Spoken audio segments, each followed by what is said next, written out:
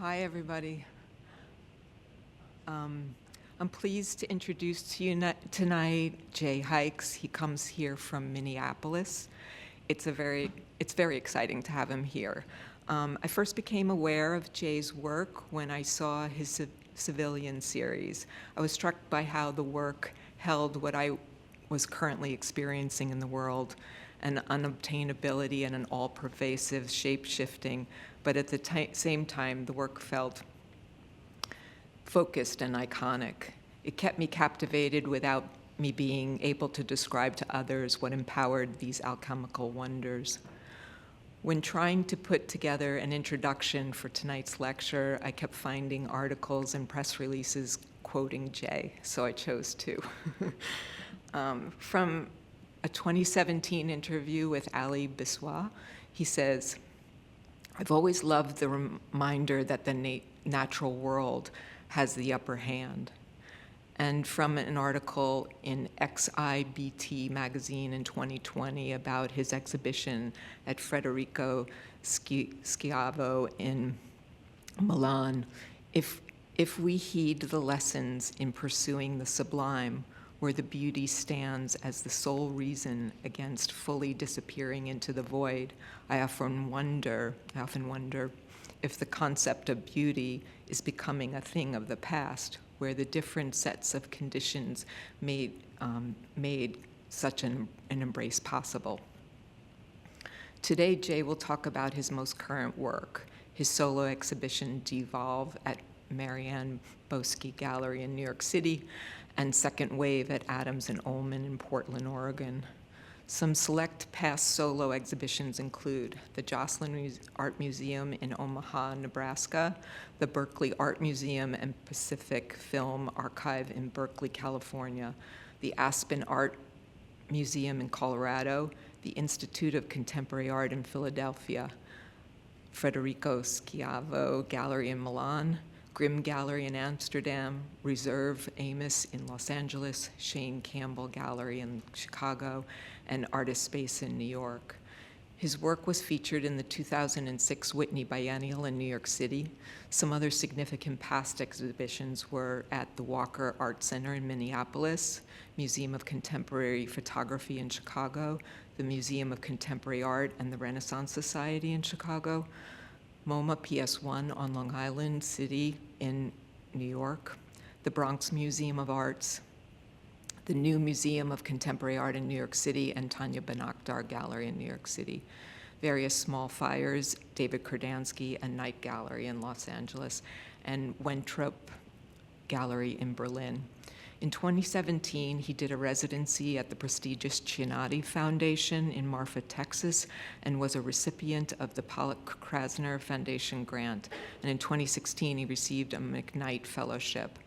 The son of a chemist and an educator, he earned an MFA from Yale School of Art and a BFA at the U of M here in Michigan. Please help me in welcoming Jay Heikes.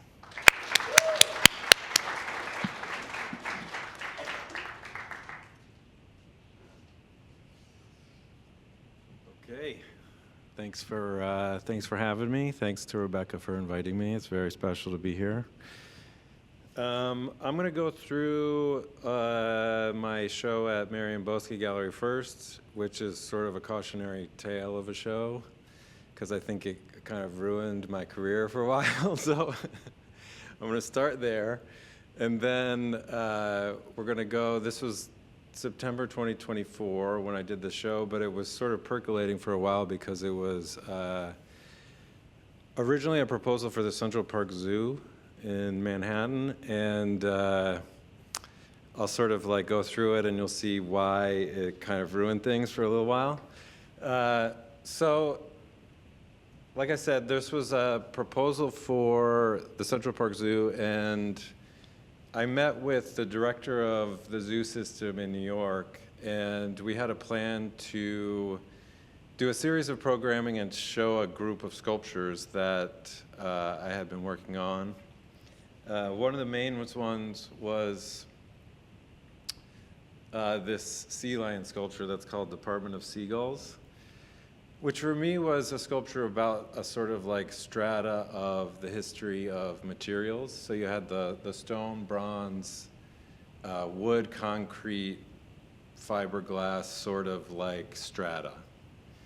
And through that, that sculpture, I thought that the director of the zoos, would think this was kind of a good match for us to present to a sort of non-art audience. And I had him sort of going for a while, but I think he took me as an animal activist, so he backed away from the project by ghosting me through email.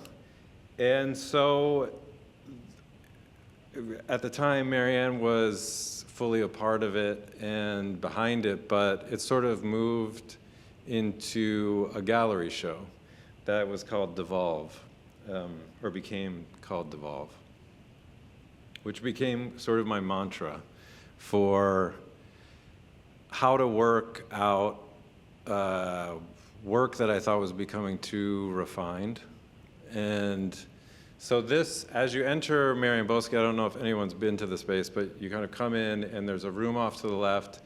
And I had worked for years with this object, this tool, the hook, that I thought was sort of like the crux of my work, which was a hook that was, whether it was in a song or maybe like reminiscent of like a gong show hook, it could kind of pull you in or pull you off and off a stage. And so I was interested in a lot of performative things at the time in theater, and this was the original hook that I did for the biennial. And so this was hung in the ceiling of that Breuer building, cast aluminum. And for me, it sort of like held all of the kind of like consequences of telling a bad joke, and served as sort of like the object that would be the most important thing going forward. So this was in 2006, maybe. But so I started to think of this show, Devolve, as like a way to kind of think of time not so linear. And so I would go in and out of different bodies of work mentally and try and use the show to break that time structure. And so this is the first room. And so in that breaking of that time, I was sort of thinking about entropy a lot, and got interested in this idea of textual alterity, which is it's a term that was coined by Joseph Grigley. I don't know if anyone knows Joseph Grigley, but he taught at the U of M when I was going there as an undergrad. And basically the idea is that, and I'm going to simplify it way too much, but is that there is no such thing as a pure artwork or a text, just different versions. And so I thought it spoke well about the sort of life cycle of an artwork. And I thought about the cover of the book is a famous Jackson Pollock painting that has a cicada crawling through it. And I sort of took on this idea of like, what would it be like in the future of sort of, people gone extinct and ants crawling all over a Pollock. And so this was my sort of like kind of weird effort at making a Jackson Pollock with ants crawling over it, but because of my history in graphic art, I think, through surfing and skateboarding, it ended up being this sort of very graphic, like trompe l'oeil, ants crawling on a faux Pollock. So the gallery really didn't like this one, and didn't like the direction that I was going in with more of a storytelling, narrative-based practice, because I was so invested in the alchemical, material-based practice coming from art de pauvre for years that it was such a jarring shift that I kind of lost a lot of my audience through my interest. But I was so convinced that as an artist, the most important thing is to have your work transform and mutate. So there was a lot of conversations about the necessity of this to kind of move forward in this direction, for better or worse, even if it was not going to be sold or embraced. So I kept going with this sculpture as the sort of centerpiece of this middle room. And up until this point, I had been making a lot of these cloud paintings that kind of look like illustrations of a world that was constantly in flux in terms of its atmosphere. And this was a painting called Smog City, and I thought I was putting in sort of a pretty painting for them, but they were not happy with the idea that it was just a brown landscape that was talking about smog. And so through the whole show, I think the kind of lifeblood of the show was this idea of like this obsession with searching for a techno god and what that means and like the repercussions of that search affecting us negatively. And some of the more, I would say, science fiction-y kind of examples in the show were this painting called Intelligent Design. And I did this weird thing where I'm agnostic, but I kind of like read the book of Genesis and then the book of Revelations. I sort of skipped the middle. And right before the show opened, and kept thinking about all of the stuff in there, and love this idea of these two words, intelligent design, which I think kind of perfectly, in a hilarious way, mimics like intelligent design can be sort of like a design from a creator, but it can also be intelligent design, just like good design. So I thought about the intelligent design of a camera and how we use this camera in a way to create our own universe.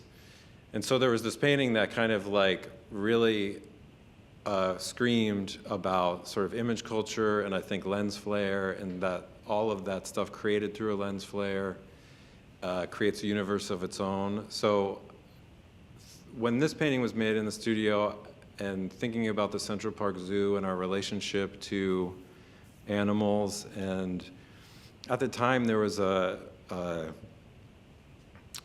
lawsuit running through the New York Court of Appeals about Happy the Elephant, which I don't know if anyone knows about Happy the Elephant, but there was an elephant in the Bronx Zoo that could recognize its own reflection, and so a group of activists were trying to get it habeas corpus rights.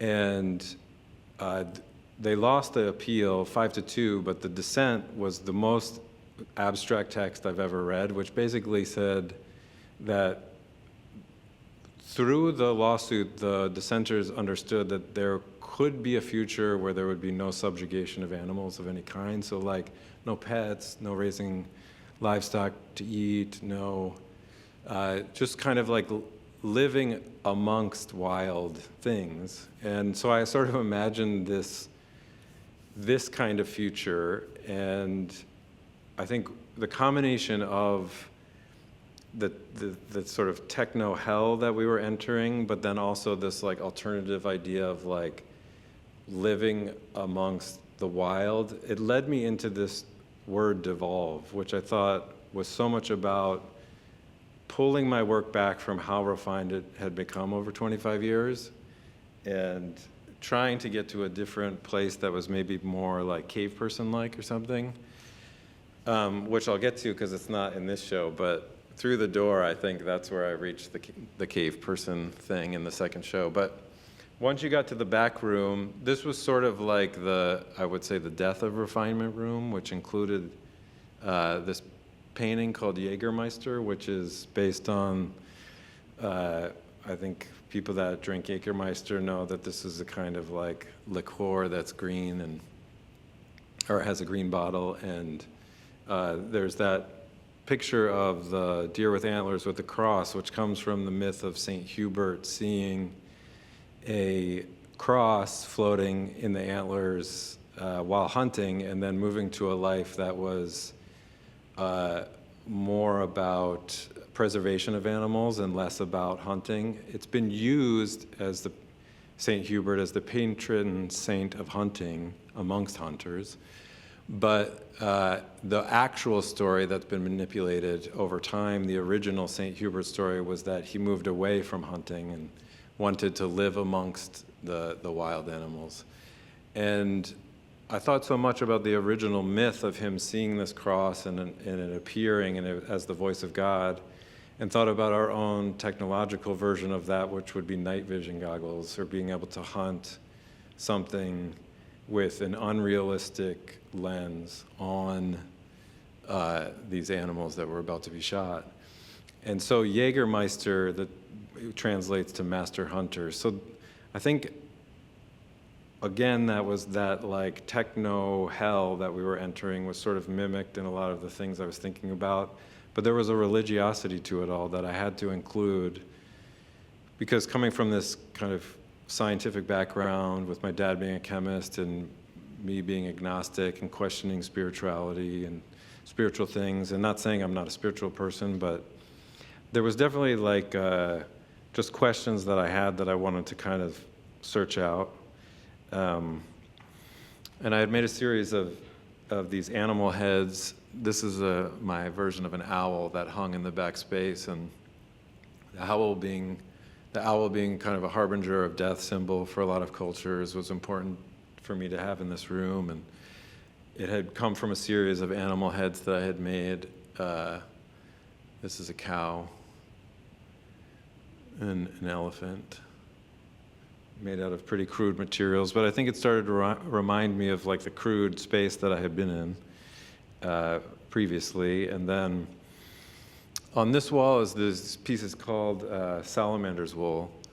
That the history of the salamander's wool is basically the history of chrysotile asbestos, which was kind of brought to the West by Marco Polo, discovering it from Chinese merchants who would wear asbestos uniforms and go to battle and trick opposing armies into thinking that they were magic by lighting themselves on fire. But because of the asbestos, they wouldn't burn, so the opposing armies would run away. And so that asbestos being based in magic intrigued me, because I had done a series of cave paintings and certain things that I associate with magic. And this is kind of what the form of raw chrysotile asbestos looks like. They're these silky hairs that are embedded in granite. And this is made with raw silk that I got from China, and carbon sort of like infused hydrostone.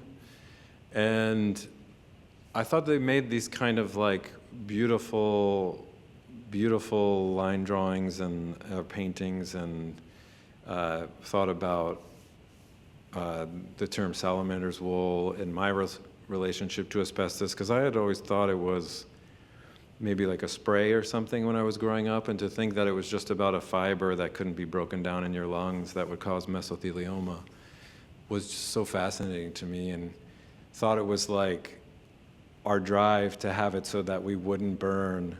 That material drive was a kind of, again, a techno sort of like, because if you listen to all of these sort of like techno guys, it's all about this kind of search for the fountain of youth, this immortality, whether it's Peter Thiel or whoever. It's this techno drive that's around, cryogenics, not dying and stuff. So I think what's ironic to me is it's like we want to find this material that doesn't burn, but then it actually kills us. I mean, the funniest detail is for asbestos is that when Marco Polo brought it back, they were trying to figure out what to do with it, and so they printed money on it. And so they would burn it, but the ink would burn away, and they would just have blank paper, which seems very Italian to me. But that was, so those pieces I had done when I lived in Rome for a couple months to make this show at my gallery, Federico Schiavo, when Federico was in Rome. And this was sort of like at my peak alchemical time. I was kind of like making these crystals, dyeing the fabric with purpurism, and which is from the gland of a mollusk, and there was sort of the original salamander's wool that were slightly made with concrete instead of hydrostone, and weren't as I would say structurally sound. But I think there was this period of time where I was interested in all of that alchemy, and then it moved into storytelling. And so this last work for me was, there was sort of two works in the show that I thought a lot about of how to move forward, because I'd kind of ruined my relationship temporarily with the gallery by engaging with a more storytelling approach, because I think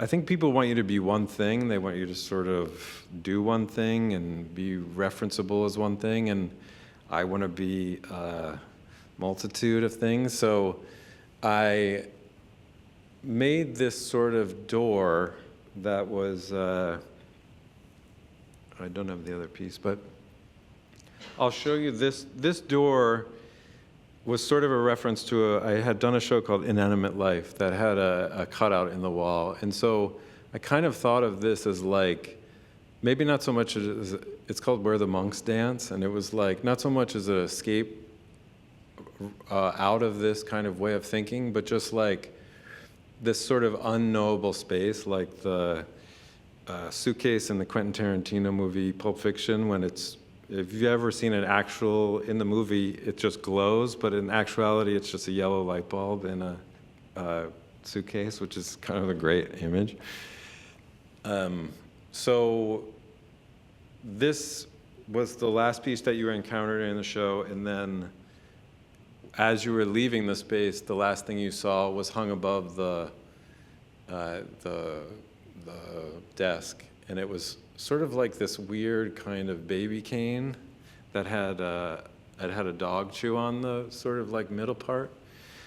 And for me, not that I've watched Benjamin Button or I've watched the trailer, but I kept thinking about what it means to defy linearity and treat time as though it's almost like a wheel that you can kind of turn in different ways and then pick back up on things, that strands you left, and pick back up on them. So this was sort of a way to kind of like go back into a way of thinking that was more crude and unrefined. So I'd been talking to Amy Adams in Portland, Oregon about doing a show, and I had been making a lot of, so this is her space, and I had been making a lot of,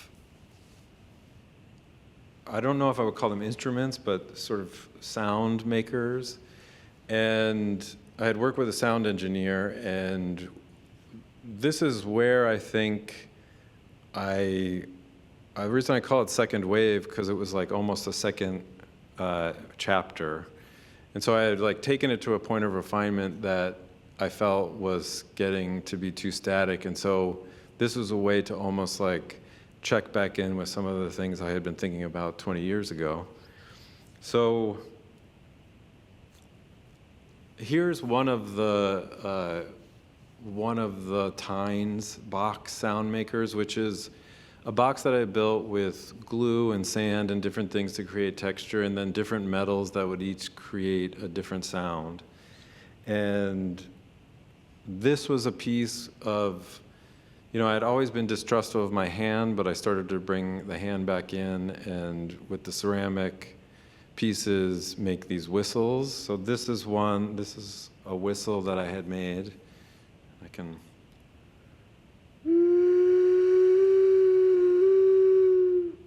So like those shoes you would put in your mouth, and you would be kind of using the shoe as a whistle.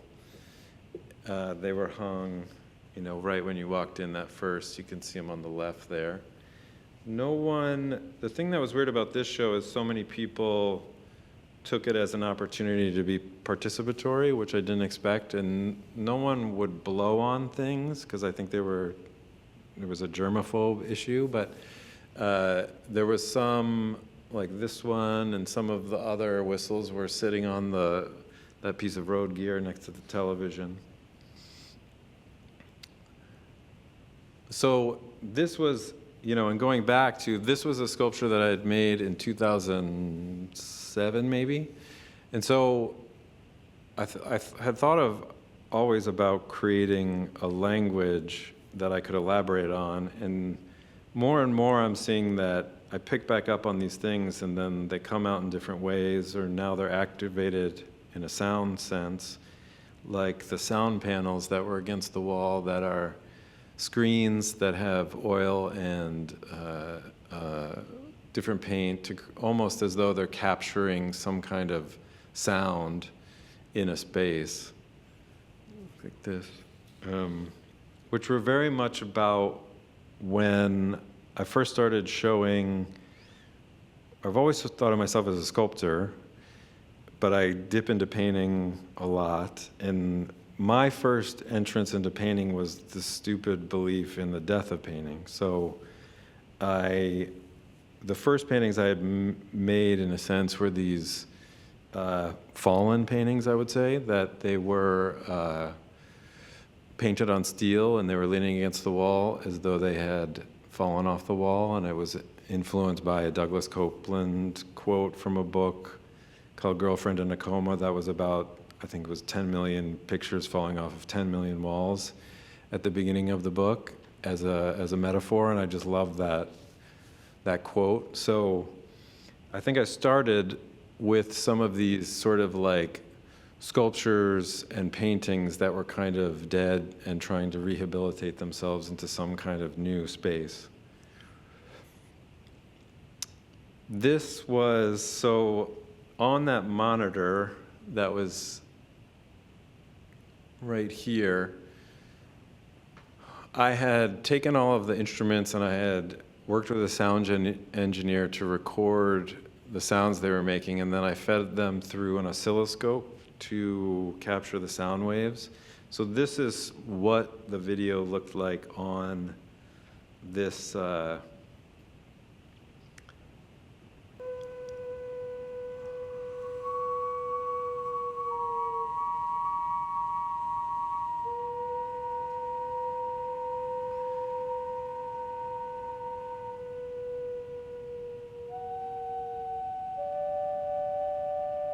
this was the sound of the whistles of the shoes.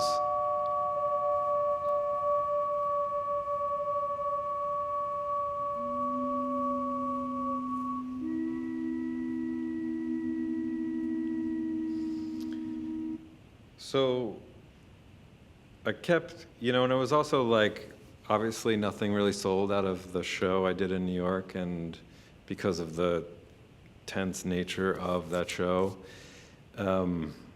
between the gallery and I, and so that led to kind of a lack of money for materials and stuff. So I started making a lot of work that was just with scraps around the gallery or around the studio, and this was sort of the most important, I think, sound piece that I had done, which was I called the strings, and it started because I had a huge wall in my studio that was hollow, and so I set up this. I have a video of.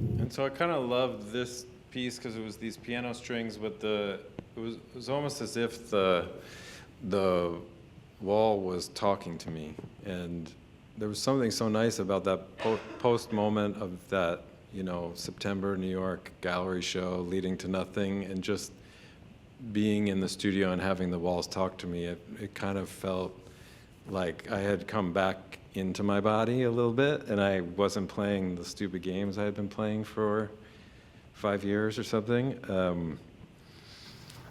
And most of this, I think was inspired by the show I had done at the Berkeley Museum, which I don't know about everyone here, but the pandemic kind of really fucked me up. And right before the pandemic, I had done a show at the Berkeley Art Museum and Pacific Film Archive with Epsara DeQuinzio, and we had done a show that was sort of based in sound, based in sculpture, based in all of the things I had been kind of like building up to. And she had convinced me to make a musical score that would be interpreted by a group of musicians while I was in Berkeley in relationship to the show. And she asked Zena Parkins and William Wynant. And so there's another page. And on the opening of the show, Zena showed up with her harp, and you can see the score sort of on the music stand next to it, and she would be feeding felt into the strings to mute them in a certain way. And here's a picture of, Willie was blowing up balloons and interpreting maybe like the graphic score in a way where if you saw a circle, the balloon became the circle and would pop it, or, hit a tom really heavy if you saw a big circle in the score. And the thought I had around this, so this was about 2018, 19, was that, they were using these kind of instruments that were made to make these beautiful sounds, and I was wanting to kind of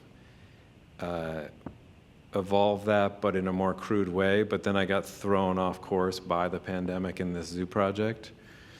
And so I feel like now I'm sort of returning to this moment that I left in 2019. And, here were some of the drawings that the score was based on. And I think about these a lot just in terms of how to move forward and kind of reinsert my hand into some things. And then, the title of the lecture, Raspberry Puree, I like the association to raspberry beret. I'm from Minneapolis, so Prince is the Holy Ghost. But I was making this instrument, and on the sticker, it said my name, and then on the other side of this, it held raspberry puree. And this was just a random food drum that I had gotten from Home Depot. And I was trying to figure out how to make this installation that I'm still working on, and I don't know if this group of sounds is going to be more of like a scientific catalog of sounds, or if it's leading to something more sculpturally, but this is sort of the last slide I have, so I'll play this video and then we can talk.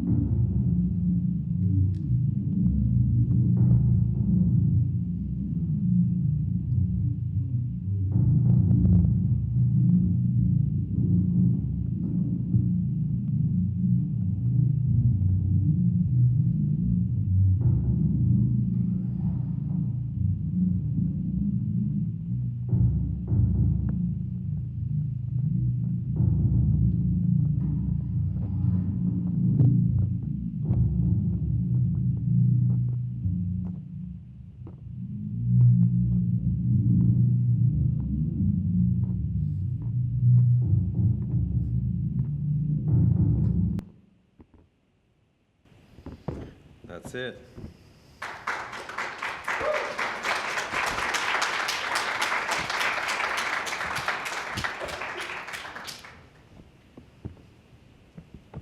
questions?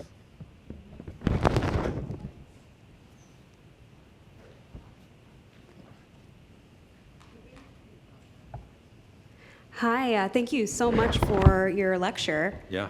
I'm really curious and interested in some of the sound work that you do, and I'm wondering about what role the sound plays in your exploration of kind of this nonlinear time. If you want to, like, maybe, I don't know if those two are kind of on a different path or if they're along the same path, but I was curious to hear your thoughts.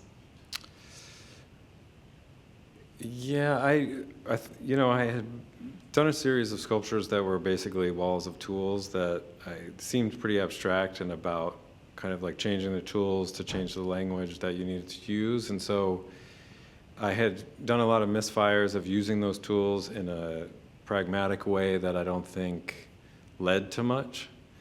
And sound was the first thing that the tools did that I thought, oh, that makes sense, not using maybe it as a like, in the way maybe Jack Whitten did with like, as an extension of his hand, but more like, I question whether I need them sculpturally at all, or whether the sound, I mean, there's been a lot of thought in my mind that maybe just sound is the sculpture. And that's where I'm sort of stuck right now, is just a space where there is sound. And I don't know how that works in like the bigger continuum of time being nonlinear. But for me, it's like I just pick back up with things like 10 years later. It's almost like you were talking to someone and they come back into your life and it's almost like you finished the sentence. And that's how I think of it. But I don't know that the sound itself does anything for nonlinear time. Thank you.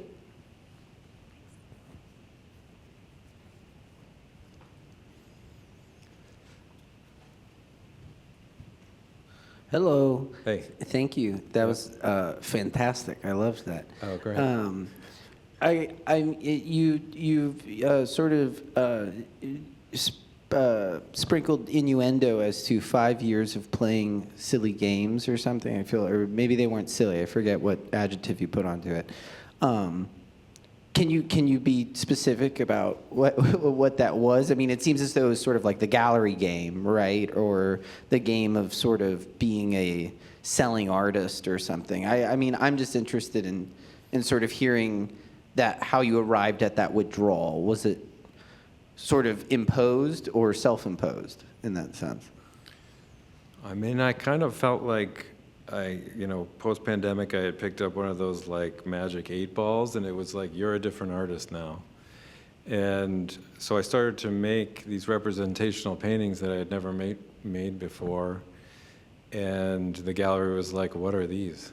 And so in that kind of branding that goes along with who you are as an artist over 20 years, and then you tell your gallery you're going to make work you made 10 years ago in exactly the same way for your next show, I think it really throws a monkey wrench in the kind of like smooth business model of the gallery system, because the way I was thinking at the time was everything seemed so absurd that it really, nothing matters. Like, it didn't matter what I did. So like, why not make like a show for the Central Park Zoo, or a sculpture with a sea lion, or like these ridiculous things that I would have never entertained seemed possible. So I was like, I'm gonna go with it. Or a painting called Jägermeister. So I think in it, there are those gallery games, which I think are really annoying, but it was more self-directed in that I allow myself to act delusional in front of an artwork for too long. And then the moment it goes out of the studio, you immediately feel like you said too much. And so that is where I kind of like fell into with that show. And I remember just having like conversations with the director over and over, to the group of directors at the gallery, for a year to convince them to do the show. And I still go back to this one memory I had with them at lunch, and I said, well, maybe this will just be the like show that everyone points to of like, oh, this is when he really went bad. And I kind of laughed, and they were like, just dead-faced. Because they want everything to be a sure thing. And I don't. And so I really thank them for giving me that space to flail around, but, and I think it was important that I made that body of work, but when I re-show it and have those conversations, they're so stuck in that sort of post-COVID period of time that seemed absurd. And now it's almost like I'm back to where I was before, but it took 5 years to shed that skin or something. When you were playing like one of the clips, you were, the thing on the floor, Yeah. what is that?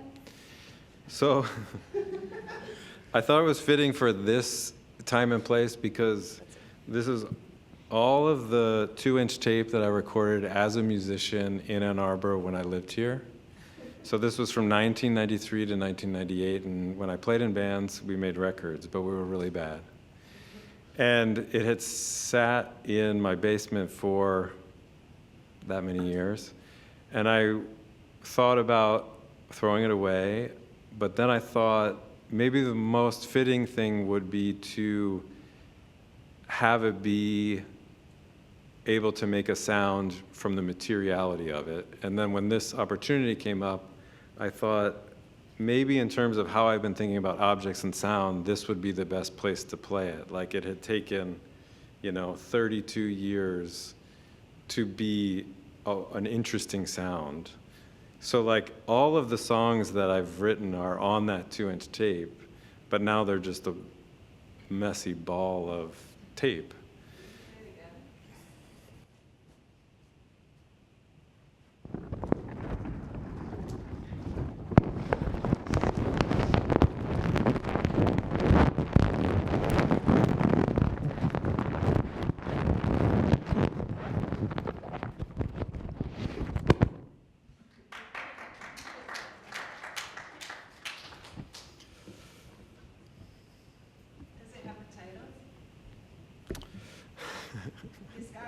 I don't know. Discography. That's a great title. I love that title. Discography, 2025. Hi, I have a question too. Kind of tying in with what was said over there, but do you feel that it's more important for an artist to maybe be true to their vision in spite of whatever opportunities they may gain or lose? And what do you think about this idea of trying to run away from the idea that you might be an activist in your work in some way? I think integrity is super important, and I think you compromise how much you feel like you can, and I've compromised a lot, but I've never made work that I've thought was stupid, or I kind of have just tried to find other people that were interested in showing it, and so to not feel trapped by just one gallery or one opportunity. And the activism thing, I think, is just kind of the most interesting question for me over the last 10 years or so, because I think it, for a while it appeared like art was becoming an extension of social services because felt like it was corrupt or something. So it was the best way to kind of move forward in that context. But I feel like artists now, they're starting to question whether and I had this conversation with Lisa maybe, which was is artifying the activism helping? And that's a really kind of interesting question that I don't have the answer to, because I haven't really had, I think all art is political, but not all art is topical. And there's this thing where if you move in that kind of like topical direction, you're sort of like always chasing this dragon that you don't know whether you're like helping or hurting your cause or for justice or whatever it is. So yeah, that is such a tough one because art is like it's a difficult vehicle for activism, when I just think there's also like really basic, bare bones, nuts and bolts, bureaucratic moves you could make as a human being that would help more than to be involved in art. And so I don't know if like it's like a grad school is the end point for that in those discussions, or the starting point. Could probably be either, but. Hi. Hi. Can you talk about your painting practice a little bit and like how you make the material and process decisions? Because Do you have a specific one? I mean, I really like the Jägermeister one because Yeah. I can't tell how exactly it's made. And Okay. yeah, like how do you make the material decisions, and then how does that consideration of like bringing it together sort of stylistically, how does that play in at all, or if at all? It's kind of it's sort of an annoying process. It's very heavily screen based. So I've been screen printing for 30 some years, and the screen for me is just like it's my paintbrush sort of. So like everything moves through a screen in some way. So when I started this painting, I thought about a forest. So I made hundreds of snowflakes, and those became screens. And so, that first layer is just like these snowflakes being printed onto the canvas after it's been stained or something. Maybe there's a lot of green oil stained onto it. And then, I make stencils for the trees, maybe. There's very little free-flowing hand. And so that's why I think they feel very illustrative and didactic in a storytelling sense, which is everything I thought I wouldn't do. I mean, I fought against an illustrative practice from the beginning of having an idea and just carrying it out. And I wouldn't say these totally do that, but it's kind of like I want to make a painting of deer and night vision. So, but you get these details. Like I'm most proud of kind of the bugs, which is like, the floaties that I kind of like started to include in every painting, because I think I was thinking of things through too crystal clear of a lens. So the bugs and all of the like dust and stuff, I kept thinking about like, why am I always presenting an image that is like so understood, when half the time it's like you have like light shining at you and you're kind of like, everything is mediated by something in the foreground, but I'm always removing that. And the bugs in this were the thing that I first started doing when I was like, oh, that's like the stuff on the lens, or or the bugs that are in front of the deer. And so, I don't know, I was so like, in the eyes, that was like the cherry on top of this one, but I would say like all of the paintings, and the intelligent design painting too, there's just like, there's so much screen, stencil, sharp lines. There's some tape or something, and when I was at Yale, like all the painters rebelled against tape. That was like the most uncool thing to do, and I think I've always slightly like to piss painters off, because that's been just fun over the years. But because I think like painters, there's like a kind of mafia of painters that like I understand. It's like Guston or nothing kind of, but like, and this wouldn't exist in that world. So a lot of the like mediated hand stuff was how why I was attracted to it, but also how it played out ended up being more like a poster or a graphic kind of thing. So I mean, all the paintings, this whole series of paintings, I probably made 30 or 40 paintings like this. They were quite large. And I think every time I would, a lot of them had animals in it. And every time I would send one to the gallery, they would just send me back the most kind of like, are those ants? We don't want ants on the painting.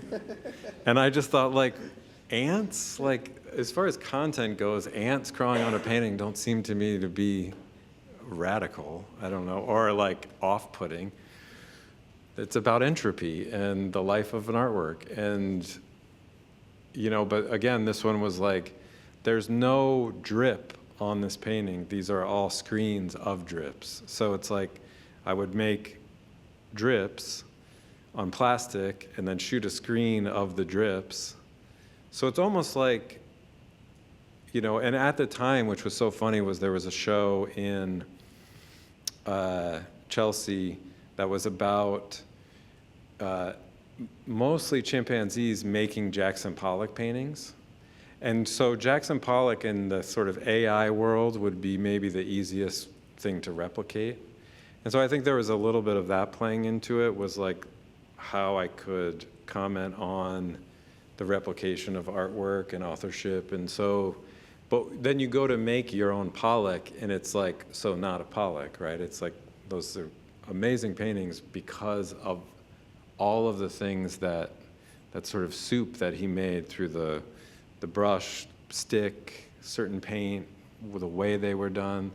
And so like, this is a complete derivative sort of like stand-in. But I think through a lot of my early practice, that derivative stand-in was like the thing I was going for.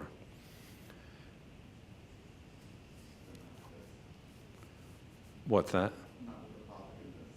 I mean, I'm into this. I'm into just like, it's like a kind of more aggressive Pollock or something. It seems more related to like, if Pollock was listening to like death metal in the studio or something. But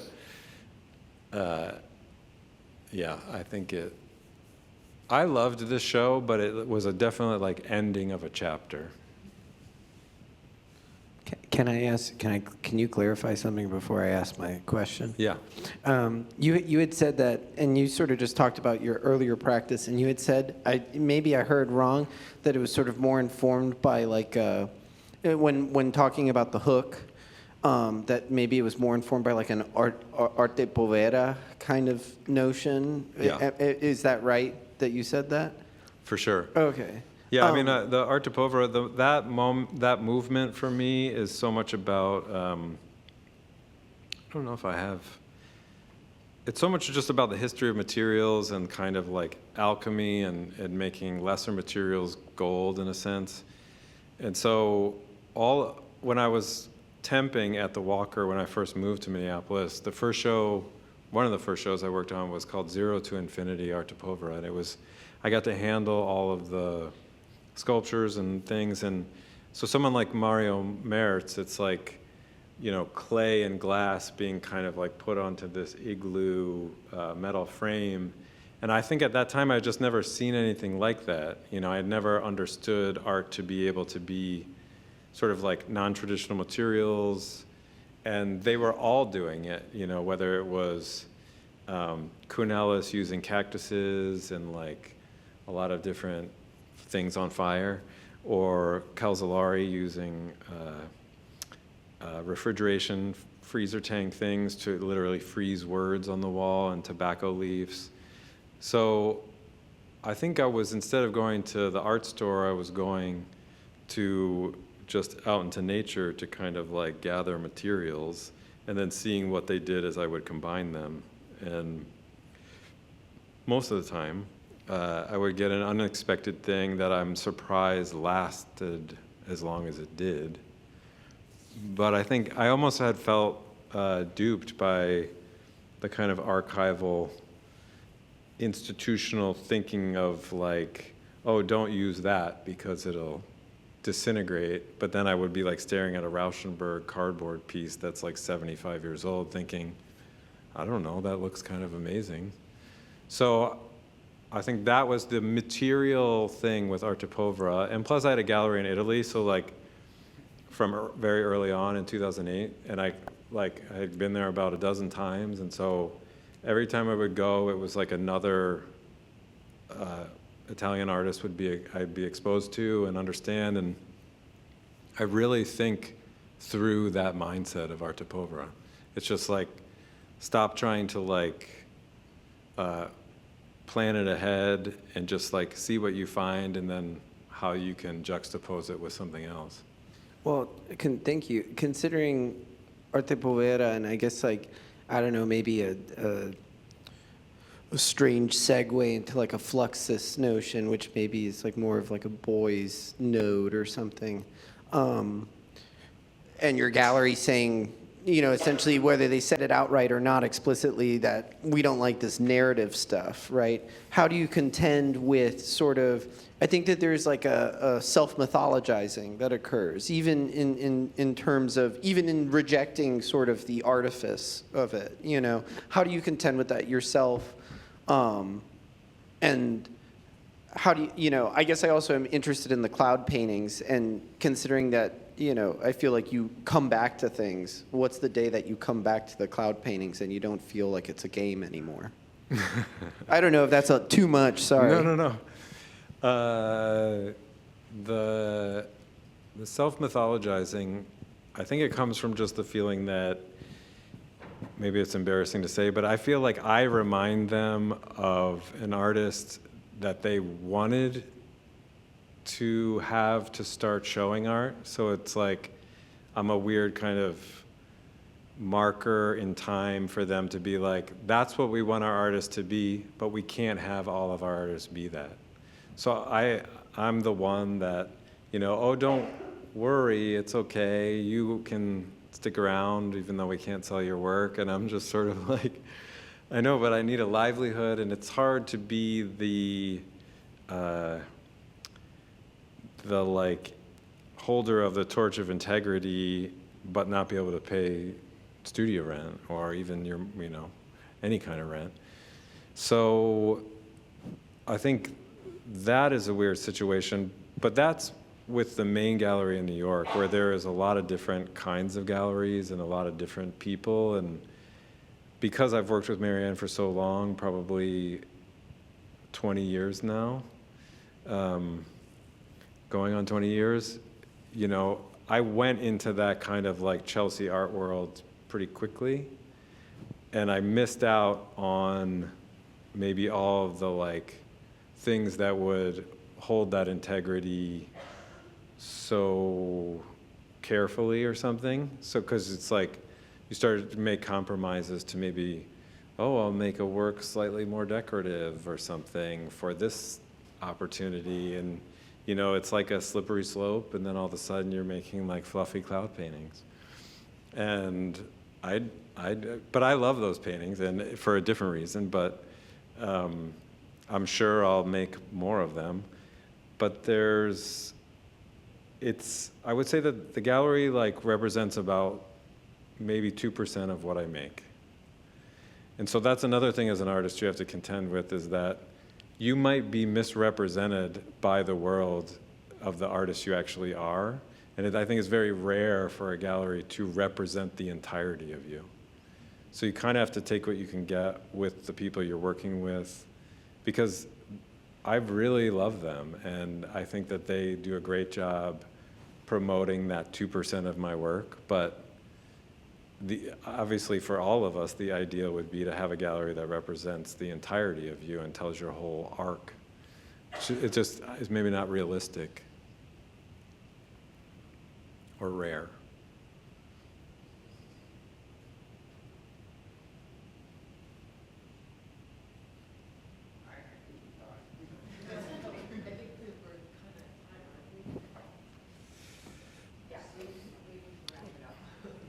Thanks for all the great questions.